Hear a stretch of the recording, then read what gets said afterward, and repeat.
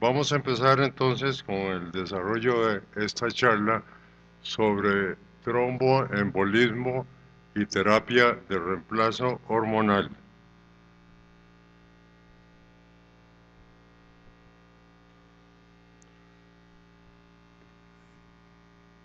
Vamos digamos, a ubicar el problema en un concepto histórico. ¿Cuánto ha significado el tromboembolismo desde que comenzó el uso de la terapia de reemplazo hormonal?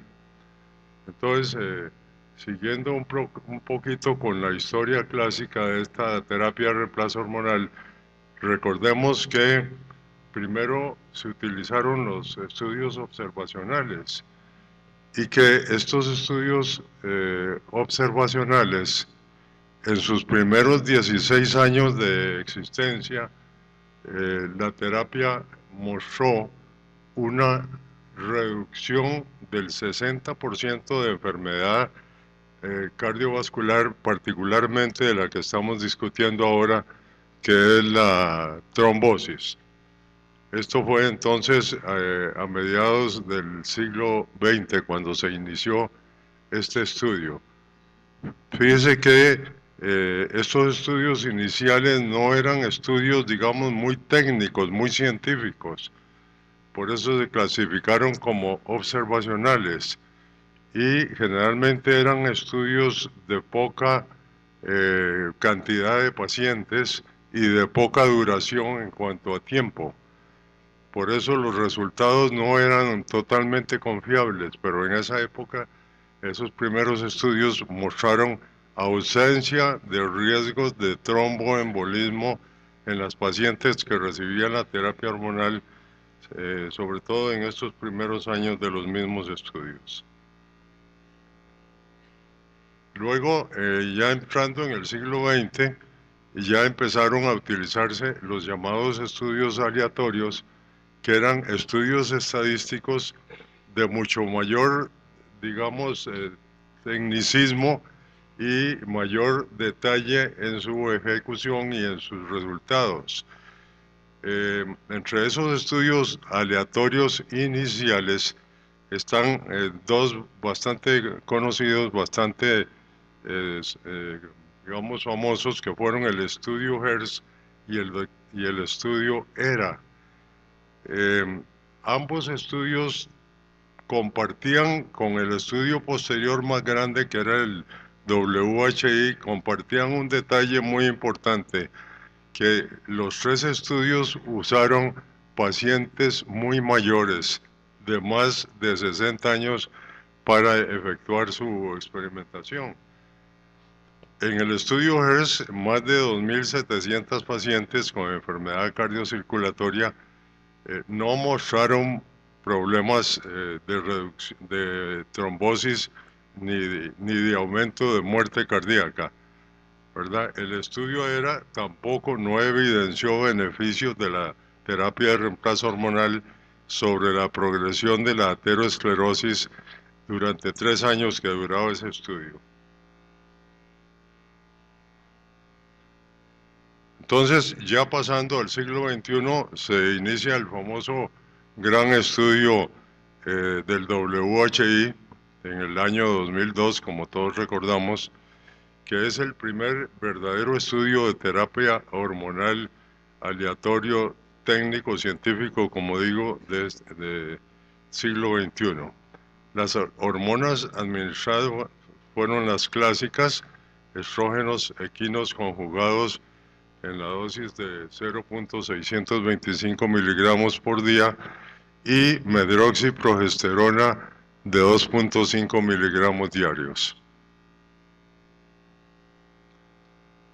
Como estamos analizando específicamente el riesgo de tromboembolismo en este estudio, fíjese que el resultado fue apabullante en el sentido de gran número de casos tromboembólicos en las pacientes que recibían la terapia de reemplazo hormonal. Fueron 34 casos en 10.000 pacientes por año.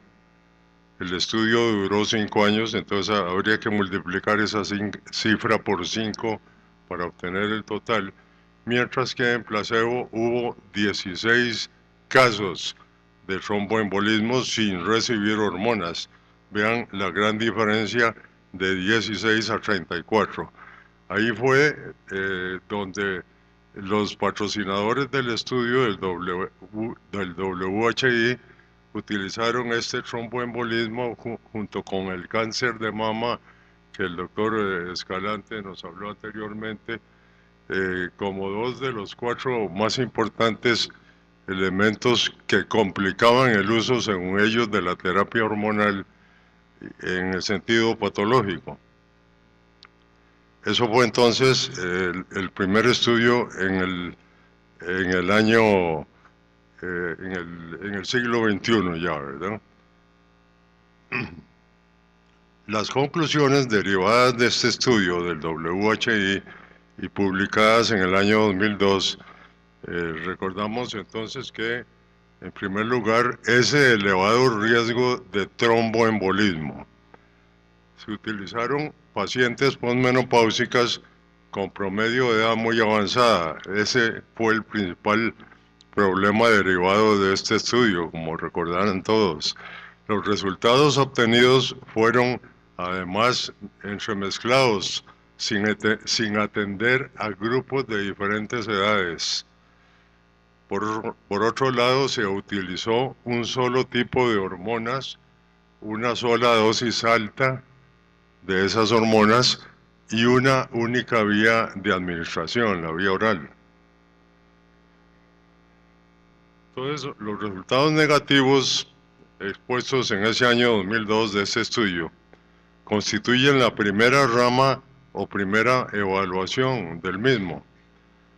Como hubo tantas críticas al respecto de que el estudio tenía muchas grandes fallas, los autores del estudio decidieron publicar una segunda rama en el año 2004, 2 años después, en relación a las pacientes que habían tenido histerectomía, de las mismas que se habían analizado en la primera rama, pero ahora ya no involucrando todas las pacientes en conjunto, sino únicamente las que habían tenido histerectomía, por el aspecto de que eran las que habían recibido como manejo, como tratamiento solamente estrógeno sin la medroxiprogesterona. Eso era lo importante de esta segunda rama, analizar el efecto del estrógeno puro sin mezclarlo con la progesterona. ¿Y qué pasó entonces en ese momento? Que los resultados fueron estos.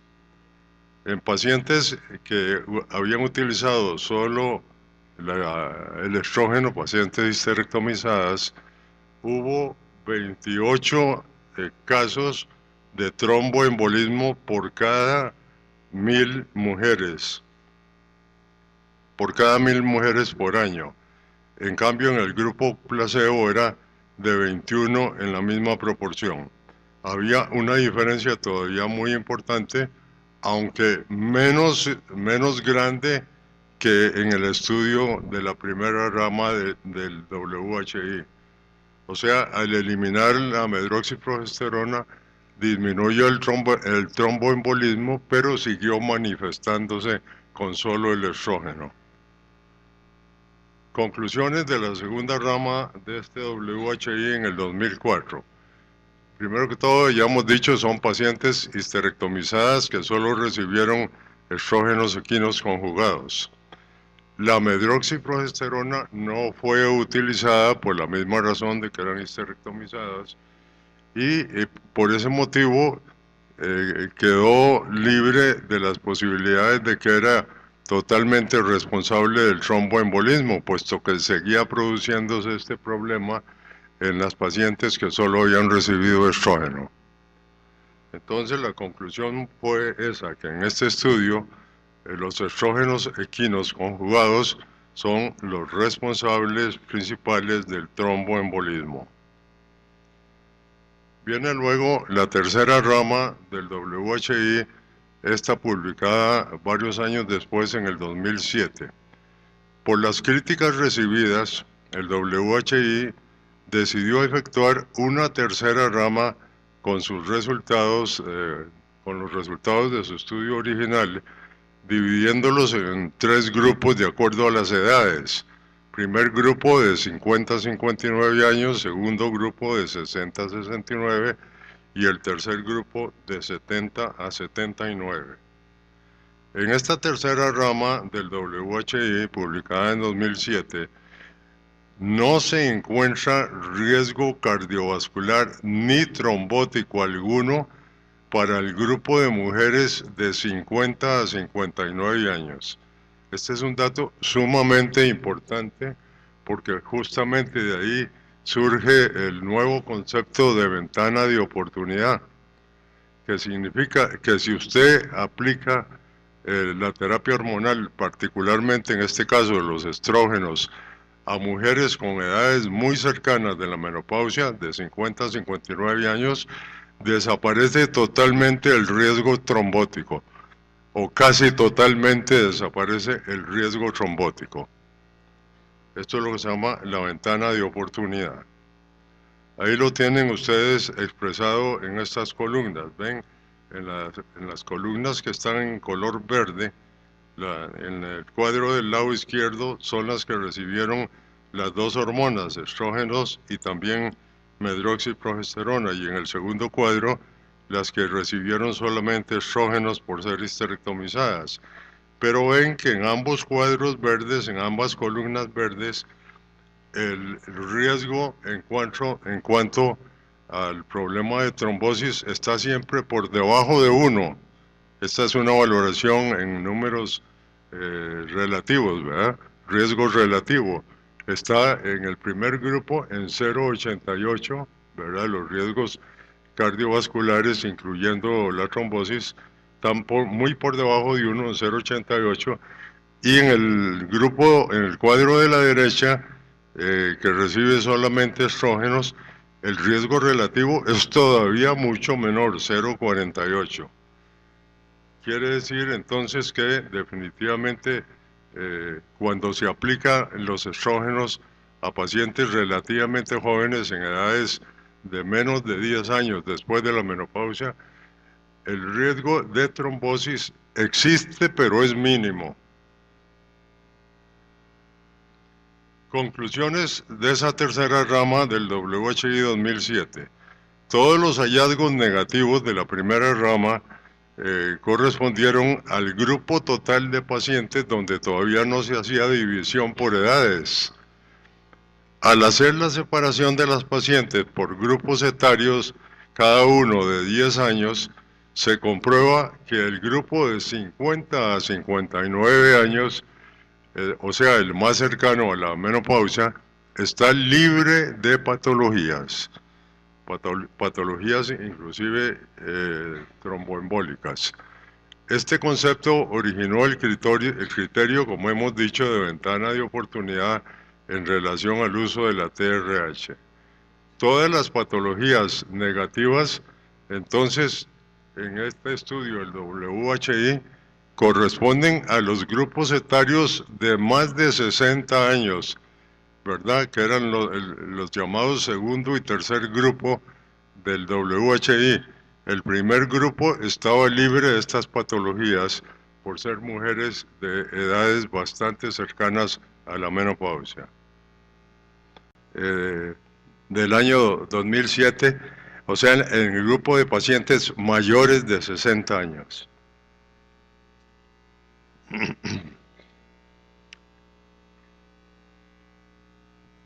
Tenía que venir después un estudio dedicado únicamente a pacientes jóvenes, excluyendo las de mayor edad, para ver si era cierta la idea planteada en la tercera rama del WHI, que establecía que solamente las pacientes jóvenes estaban libres de patología. Entonces surgió este estudio llamado Estudio Aleatorio KIPS en el año 2005, que se extendió hasta el 2012. Incluye 720 mujeres reclutadas por 8 centros de estudios nacionales norteamericanos. Investiga riesgos y beneficios cardiovasculares de TRH en mujeres recientemente menopáusicas Vean qué jóvenes, de 42 a 58 años de edad. Y allí se dividieron las hormonas, que no las vamos a leer en todo detalle porque ya fueron presentadas, inclusive hoy en una de las primeras charlas, ¿verdad? Pero ya no se usan entonces las mismas hormonas que se utilizaban en el GUAI, ya no se usa la medroxiprogesterona, los estrógenos equinos fueron reducidos en cuanto a su cantidad y también sustituidos en el segundo grupo. En lugar de estrógenos orales se utilizó el parche estrogénico de 0.50 microgramos, lo que hacía una gran diferencia con el estrógeno equino utilizado en el WHI. ¿Cuáles fueron los resultados de este estudio KIPS? Fíjense qué importante, no hay diferencias estadísticas entre el grupo tratado con hormonas y el grupo no tratado o grupo testigo. Entonces, la enfermedad tromboembólica venosa, el episodio isquémico transitorio y el accidente vascular cerebral casi no se presentaron o no se presentaron del todo, con lo cual quedaba comprobada la teoría de la ventana de oportunidad, de que utilizando estas hormonas en periodos muy cercanos a la menopausia, prácticamente se eliminaban los riesgos y solo habían beneficios. Conclusiones del estudio KIPS, publicadas en el año 2012. No hay evidencia de enfermedad cardiovascular trombótica en el grupo que recibió hormonas. La edad de las pacientes fue muy cercana a la menopausia. El estrógeno diario usado fue el mismo en cuanto a estrógenos equinos conjugados, pero reducido en concentración. ¿Se acuerdan que era de 0.625 y en este caso se redujo a 0.45 miligramos? Eso en el primer grupo de este estudio.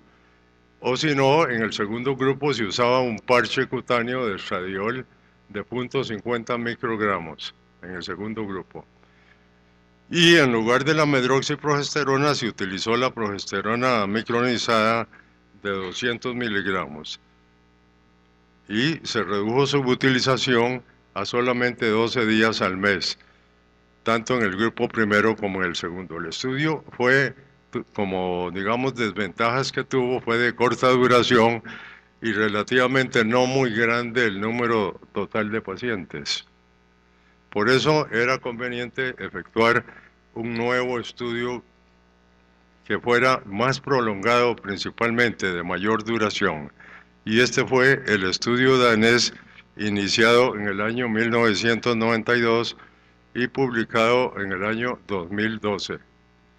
Este estudio fue efectuado en los principales hospitales de Dinamarca y publicado por el British Medical Journal en octubre del 2012. Las usuarias eran también mujeres muy jóvenes, de 45 a 58 años. Esa es la importancia principal del estudio, mujeres sumamente jóvenes, o sea, aplicando nuevamente el concepto de ventana de oportunidad. Recién menopáusicas. Su última regla había sido 3 a 24 meses antes del inicio del estudio. El número total de mujeres, 1006. 502 reciben TRH y 504 son controles. Habían histerectomizadas de más de 90 en cada grupo. En cuanto a las características de los medicamentos suministrados, no las vamos a revisar en detalle, pero básicamente lo que se dio como estrógeno fue el estradiol, y en el caso del parche, no, aquí no se usó el parche, aquí se usó nada más el estradiol y se utilizó la noretisterona como progestágeno. Y vean este resultado, que es realmente espectacular, que en el estudio más largo que se ha hecho sobre terapia hormonal de prácticamente 16 años, utilizando la ventana de oportunidad, o sea, con mujeres jóvenes, el riesgo más importante a que siempre se hace mención como riesgo negativo, que es la trombosis venosa profunda, ¿Cómo estuvo los resultados? En el grupo con terapia hormonal de reemplazo fueron 2 casos de 500 y resto los que dieron tromboembolismo, comparado con un solo caso en el grupo control que no recibió hormonas. Conclusiones. El número de usuarias en este estudio llega entre los 2 grupos a un total de 1.006. En cuanto al estrógeno utilizado, fue estradiol a dosis de 2 miligramos por vía oral durante 22 días sumados y 1 miligramo los 6 últimos días. La medroxiprogesterona fue sustituida por acetato de nortestosterona en dosis de 1 miligramo del día 13 al día 23.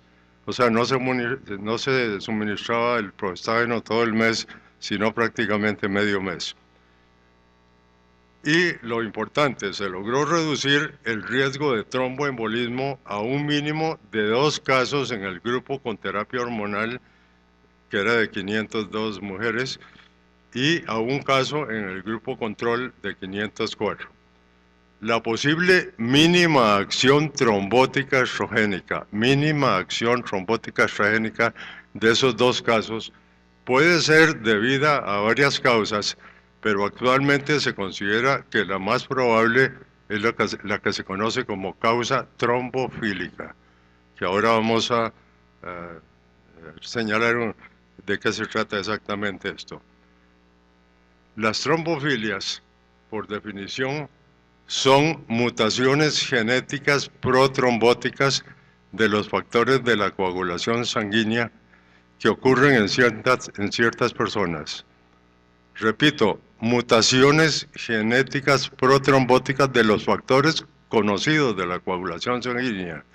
Estos factores, algunos de ellos, se alteran genéticamente y predisponen al desarrollo de tromboembolismos.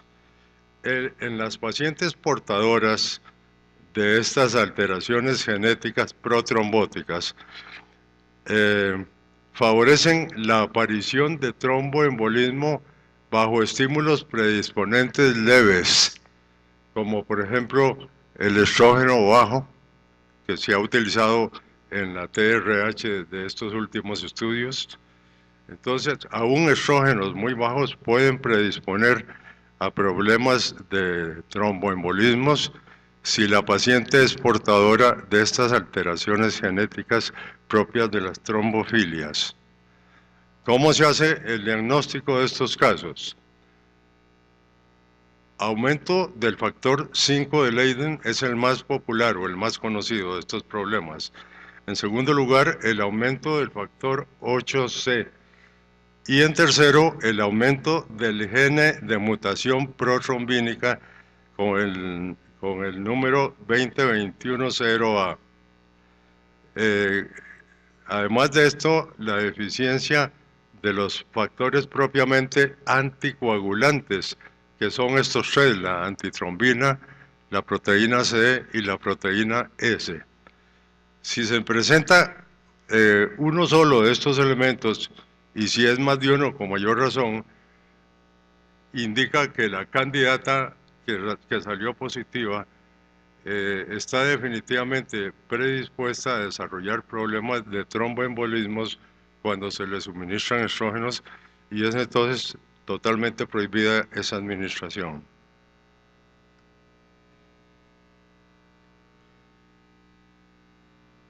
Para comprender un poquito mejor, recordemos unos hechos fundamentales de la coagulación. La famosa triada de Virchow, que ustedes recuerdan, sencillamente lo que indican es que en los problemas de tromboembolismos se pueden deber a 3 tipos de alteraciones. En la punta del triángulo arriba, la primera, a reducción de la velocidad del flujo sanguíneo. Reducción de la velocidad del flujo, primera causa.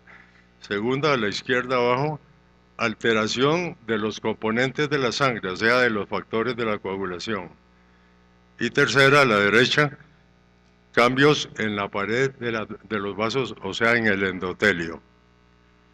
Los investigadores dedicados a este tipo de problema señalan que en el caso que estamos estudiando de los estrógenos como determinantes de cambios de este tipo, probablemente la causa más importante sea la que está aquí a la izquierda abajo, alteración de los componentes de la sangre, o sea, los factores de la coagulación aumentan en cantidad, produciendo una estasis mucho más intensa y dando lugar a la formación del trombo. Esa es la causa más frecuente, aumento de los factores de la coagulación, sobre todo cuando los estrógenos pasan a través del primer paso hepático en el hígado, aumentan los factores de la coagulación. Por eso, casi en la mayoría de los estudios realizados actualmente, se establece que cuando los estrógenos se utilizan por la vía transdérmica en forma de parches, prácticamente se elimina el riesgo isquémico por eso, porque no aumentan los factores de la coagulación sanguínea en ese primer paso hepático. Y el segundo factor que puede intensificar el efecto tromboembólico de los estrógenos es los cambios en el endotelio, los cambios en la pared de los vasos.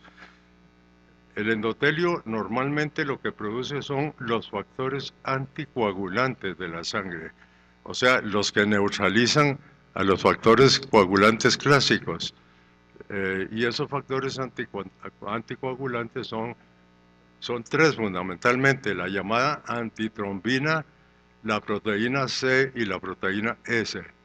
Repito, porque es importante recordarlo. Antitrombina, proteína C y proteína S. Esos tres son los factores anticoagulantes de la sangre. Al ser factores anticoagulantes, disminuyen la posibilidad de formación de trombos. Entonces el problema se presenta cuando los mismos factores anticoagulantes son los que descienden. Por el uso de los estrógenos descienden y eso hace que sea más fácil que se aumenten los productos de los factores coagulantes de la sangre. Aquí en esta gráfica se presenta pues prácticamente un resumen de lo que hemos dicho. Ven aquí la cascada de la coagulación, como tanto a la izquierda como un poquito aquí hacia el centro están todos los factores que intervienen en la coagulación de la sangre. Estos factores son los que normalmente aumentan en el primer paso hepático del estrógeno y al aumentar estos factores predisponen a la formación de trombos.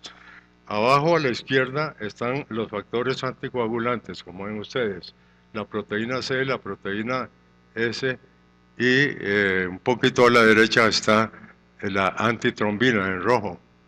Esos tres elementos que se producen en el endotelio son los factores anticoagulantes.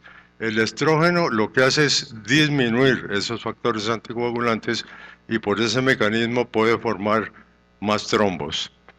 Esas serían las formas en que se produce entonces la formación del trombo en estos casos. Nos falta aquí únicamente citar, ya lo decíamos, pero tal vez recalcarlo, el manejo de las trombofilias. El manejo sería, si resultan positivos estos fenómenos que acabamos de describir, no debe utilizarse la terapia de reemplazo hormonal.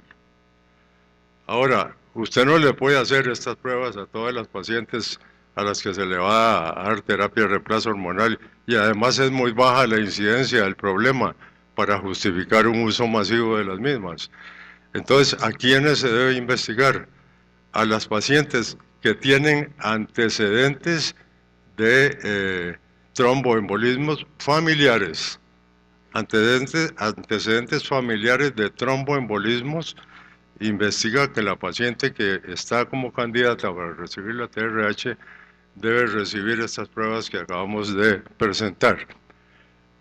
En cambio, cuando la paciente misma, que es candidata a recibir la TRH, ha tenido la historia ya previa de una trombosis, es una contraindicación total para el uso de nueva terapia hormonal. Muchas gracias.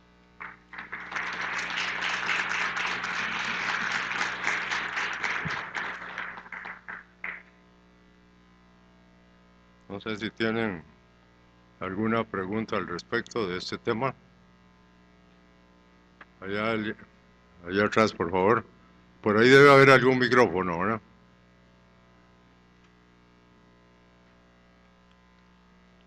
Primero felicitarlo, doctor, por la charla. Creo Gracias. que esto es un tema tremendamente controversial, no solamente por las publicaciones del WIC. Y usted tiene toditita la razón, en el sentido de que es prácticamente imposible estarle haciendo pruebas trombofílicas a toda la persona para tomar una única decisión de iniciar terapia de reemplazo hormonal.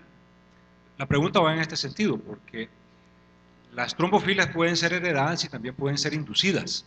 Y eso es un aspecto que también hay que tener en consideración. Ejemplo, la diabetes, o mejor dicho, cualquiera de los estados en donde existe hiperglicemia, existe un cambio conformacional en el comportamiento del fibrinógeno y también del comportamiento del factor tisular, activando por lo tanto la coagulación. En la mujer hipertensa, por ejemplo, la activación del factor de necrosis tumoral y las diferentes interleuquinas también producen cambios conformacionales en la conformación y la forma como justamente tanto el factor tisular y la proteína S y la proteína C se expresan. Entonces, sabiendo esto, bueno, y el tabaco, también tendremos que mencionarlo. Sabiendo esto, se justificará, por lo tanto, entonces a una mujer que tenga cualquier alteración en el metabolismo de los hidratos de carbono, ya sea con intolerancia al ayuno, ya sea con intolerancia a los hidratos de carbono como tal, ya sea diabetes y a cualquier estadio también de hipertensión arterial, y la mujer fumadora o pasiva o incluso hasta la fumadora activa. Estas deberán ser candidatas a terapia de reemplazo hormonal teniendo eso en consideración. Sí, muchas gracias por la observación, que es muy a propósito, muy adecuada. Es cierto que lo que dice el doctor, que las trombofilias no solamente son congénitas, sino que pueden ser adquiridas. Y él da los ejemplos específicos más importantes. Los ejemplos que se presentan en la diabetes o en la hipertensión arterial o en el tabaquismo. Entonces la indicación es que en estos tres problemas es mejor también recurrir a desarrollar estas pruebas que mencionamos antes para establecer si la persona puede recibir o no terapia hormonal. Muchas gracias. ¿Alguna otra pregunta?